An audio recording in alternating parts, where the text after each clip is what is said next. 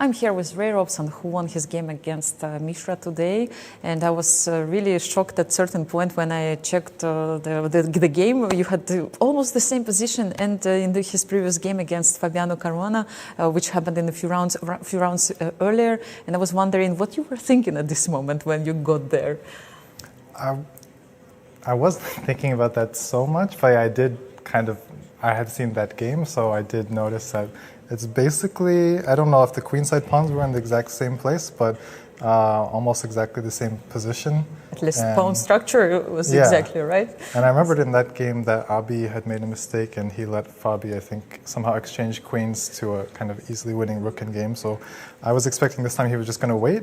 And then I was trying to figure out how to make progress. But I mean, at that point, I was just happy because obviously I had a good position, which I have decent chances to win, and I can try to push for free.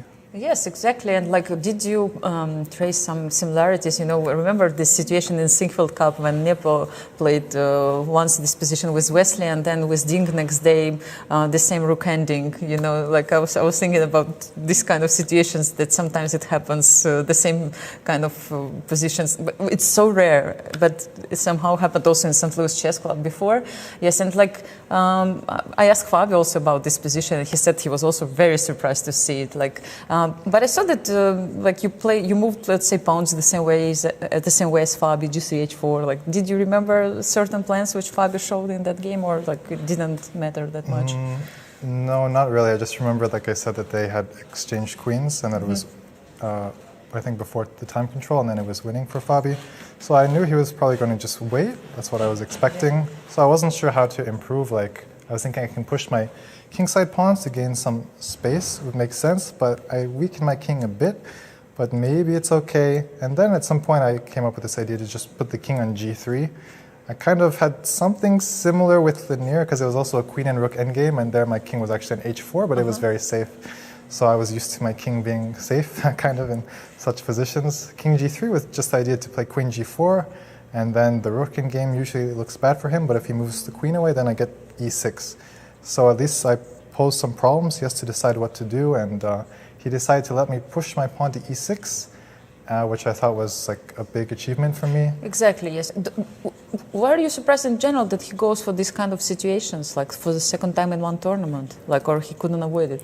I mean, he didn't. I'm sure he didn't want to play that position again. It's just, I was putting pressure on him. Yes. I'm sure there was maybe some better way to defend, but I also didn't see. It seemed like, okay, maybe we wouldn't have gotten this exact endgame, but in most of the lines I was calculating, I was going to end up taking this pawn on e5 and have this extra pawn in some version. So no matter what, it seemed like he was going to have to suffer a bit, I got it, yes. So the tournament is kind of over for you because you are not playing tomorrow. Yeah. So what do you think, your general thoughts about the event? You finished with +1, but it was really interesting event with many decisive results for you.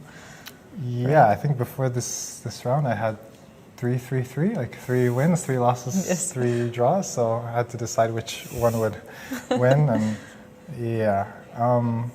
I mean, the whole tournament I was always trying to come back. I was -2 after 3 games, and a couple times I got back to even, then go back to -1 and back to even.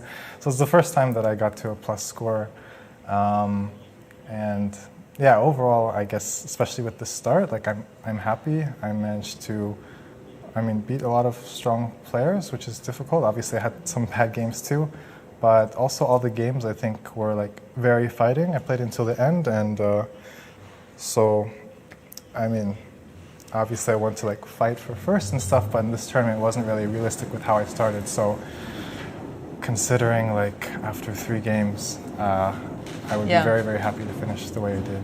Yeah, with plus, yes, that's great. Thank you so much for everything, for all your thoughts and interviews, and all the best of luck in the next rounds. In the next tournaments. Yes, and who knows, maybe.